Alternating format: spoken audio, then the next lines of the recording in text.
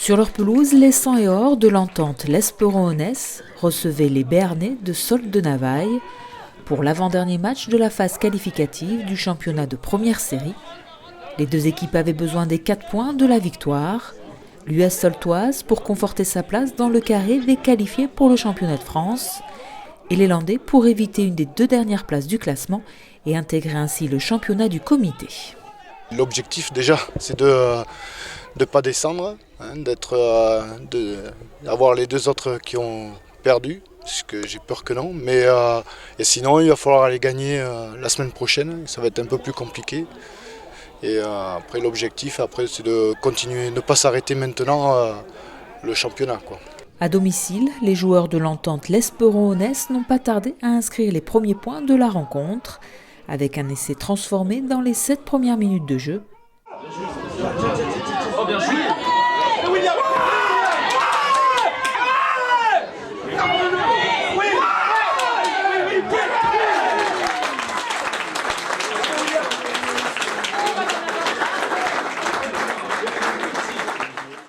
L'US Soltoise va répondre avec 2 pénalités successives qui seront les seuls points du match pour les Béarnais.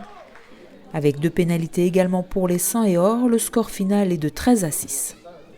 Ils nous ont pris d'entrée, ils nous ont pris dans la vitesse, on s'est fait remuer dans tous les sens et on n'a pas réussi à mettre la main sur ce ballon, conquête trop approximative.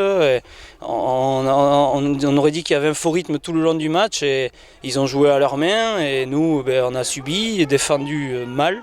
Et voilà, on n'a pas réussi à avoir la main sur ce ballon. Je pense que si on avait réussi à avoir notre conquête propre et à porter un peu le ballon devant, on aurait pu faire quelque chose d'intéressant. Mais on a déjoué totalement tout le match. On a été pris par la vitesse, dans l'engagement, dans l'envie. Voilà, il n'y avait pas grand-chose à retenir. Durant toute la partie, les Landais ont monopolisé le ballon et occupé le terrain adverse.